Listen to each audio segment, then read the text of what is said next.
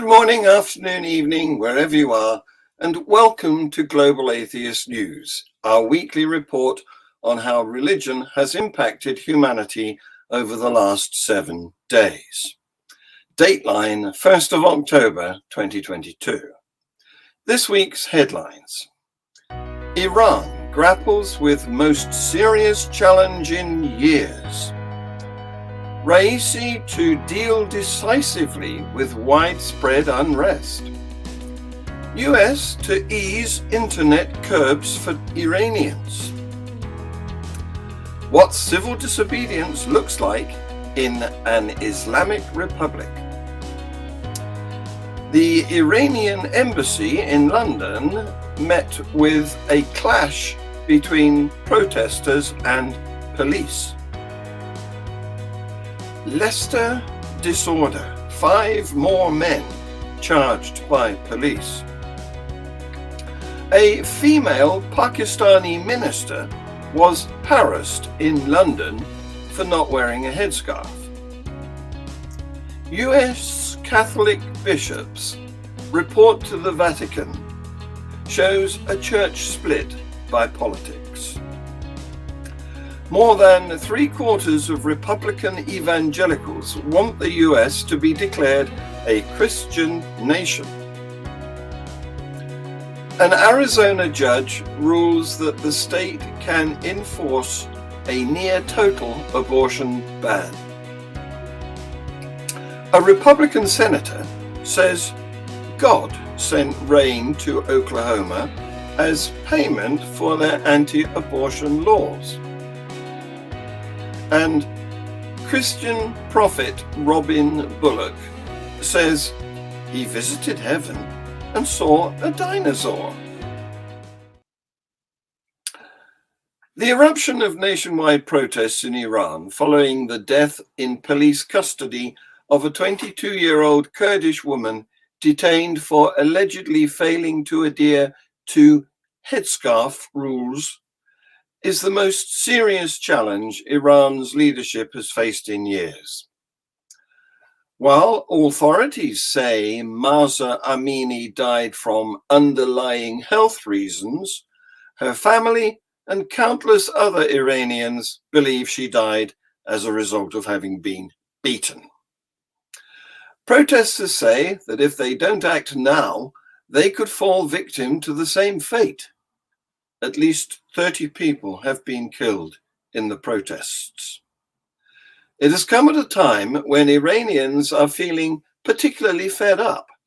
Systematic corruption among Iran's political elite, growing poverty with inflation at more than 50%, deadlock in nuclear talks, and lack of social and political freedom have left Iran's young and vibrant population feeling hopeless.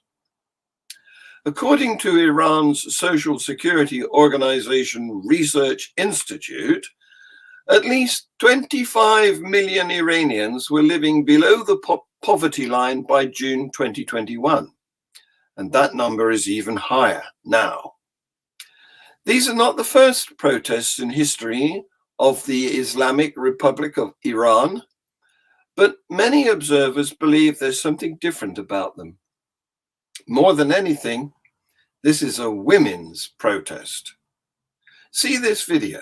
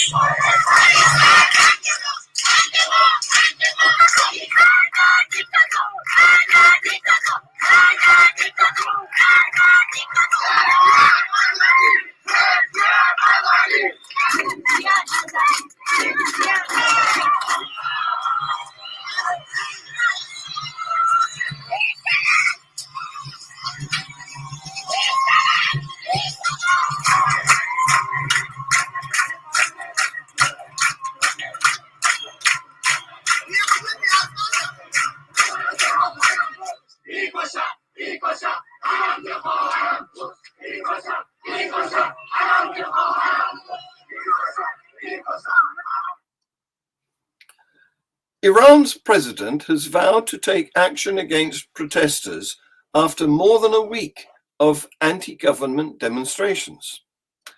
President Ibrahim Raisi pledged to deal decisively with the protests, which have now spread to most of Iran's 31 provinces. Officials say some 35 people have been killed since protests broke out over the death of Mahsa Amini in police custody. Clashes continue in several cities. See this video.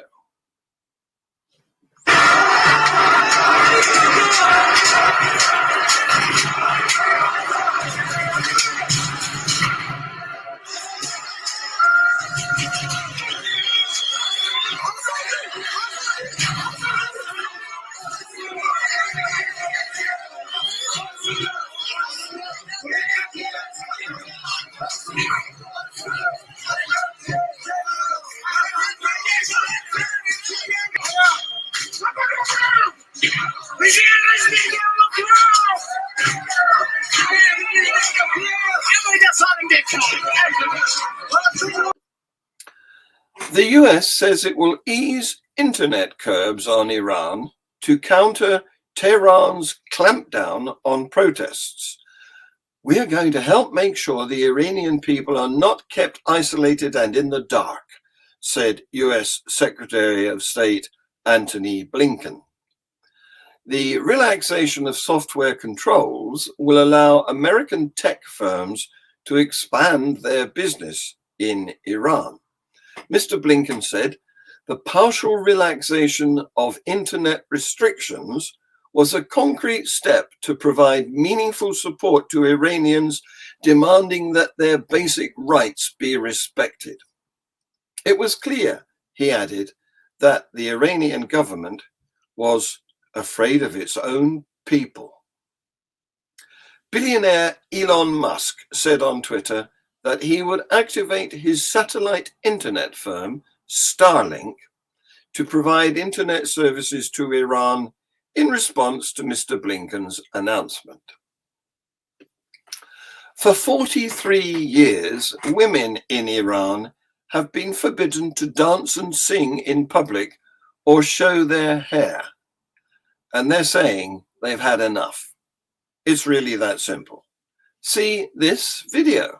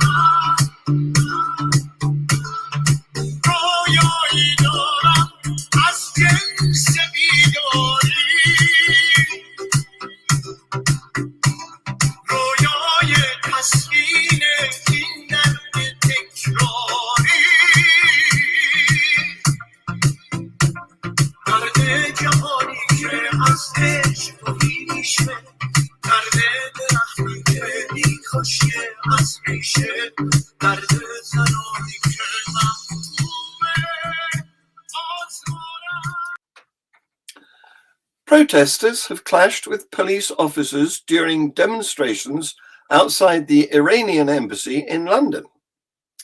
The Metropolitan Police said members of the crowd threw missiles at officers and breached police lines in Prince's Gate, Knightsbridge, on Sunday afternoon. It comes as protests in Iran spread across the world. At least 5 officers were seriously injured, the Met Police said. 12 people have been arrested on suspicion of violent disorder offences. Dozens of protesters in London chanted "Death to the Islamic Republic" and were seen waving Iran's pre-revolutionary national flag. London Mayor Sadiq Khan described the scenes as completely unacceptable. The selfish minority who attempted to hijack a peaceful protest must be brought to justice, he said. Footage posted online from Sunday's protest showed scuffles breaking out among those in the crowd. One clip showed two officers wrestling a campaigner who appeared to have broken through the police line to the ground. See this video.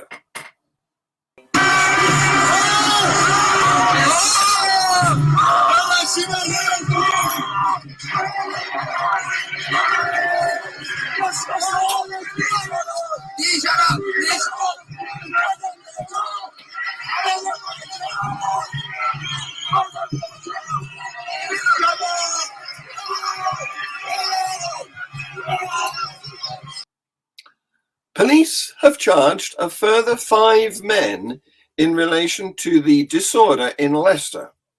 They were all arrested in the days and weeks before the 17th of September, when major disorder broke out involving hundreds of people.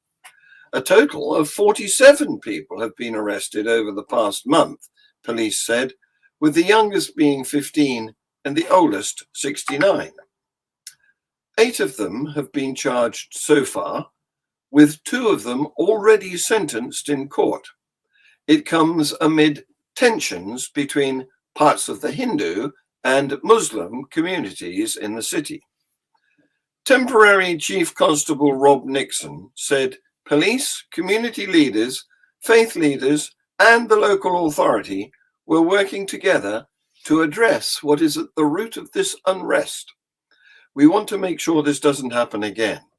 And addressing the root cause of these issues within our community will be key to this, he said. A female Pakistani minister was harassed in London for not wearing a hijab, headscarf. See this video.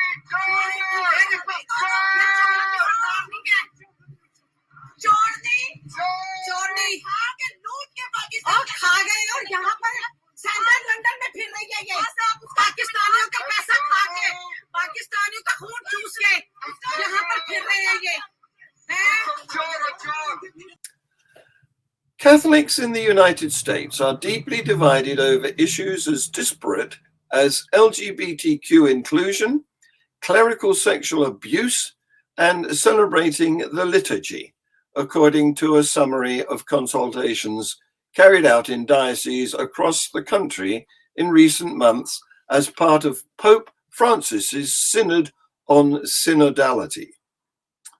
Participants felt this division as a profound sense of pain and anxiety, the US bishops wrote in a summary released on Monday to the public after being sent to the Vatican last month. An Arizona Superior Court judge ruled on Friday that a 1901 ban on nearly all abortions in that state can be enforced. It's a decision that is likely to see an appeal and is all but certain to galvanize female voters to turn out in greater numbers in the state's closely contested US Senate and governor races.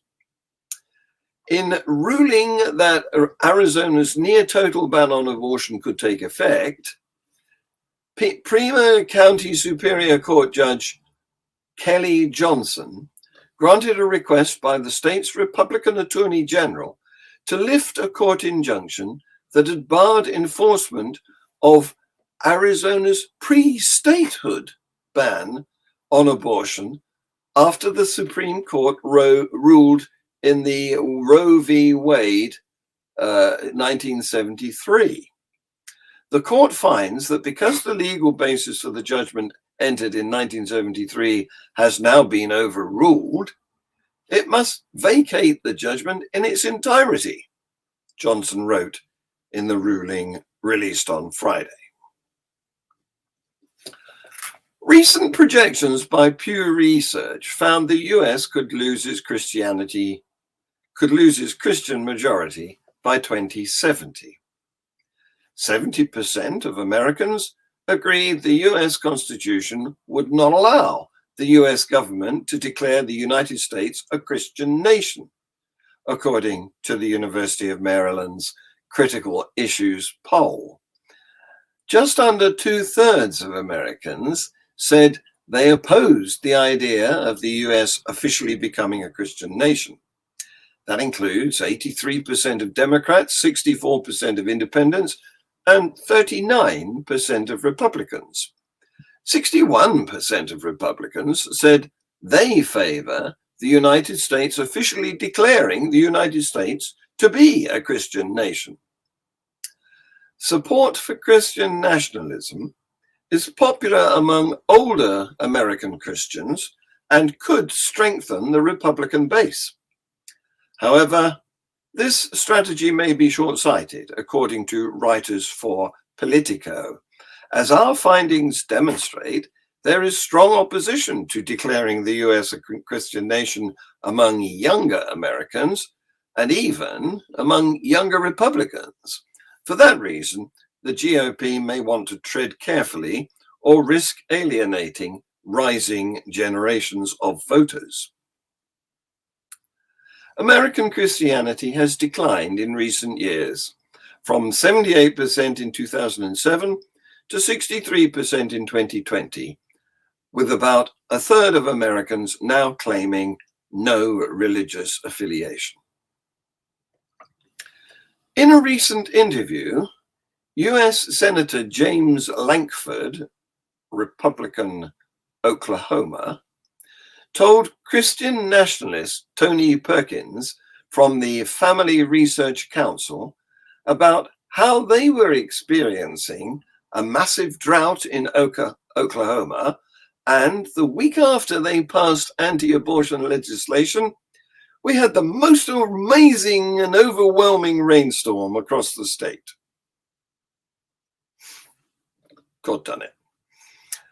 Self-described Christian prophet Robin Bullock says he visited heaven and saw a dinosaur. See this video. I've seen things in visits to heaven. People say, "You visited heaven?" Yes, yes, yes, yes. Not as much as some, but I have. One day, I stepped over into there, and I walked out, and it's the first time I'd ever seen this in my whole life. It was a valley. And then this mist rose up out of this valley. And then the next thing I saw really took me back. Because, you know you saw it when you didn't plan on it happening. You know you were there. I didn't expect, I didn't say, okay, now I'm going to go into this valley and I'm going to look at this. I'm just there. And then suddenly this mist comes up and I'm watching it. And then this giant looking head of this dinosaur thing stood up in this valley. And it was not dangerous. And this was the valley. The Lord said, this is where they live here. I came out of that room stunned. But it doesn't make any difference with who believes what. I was the one that was there.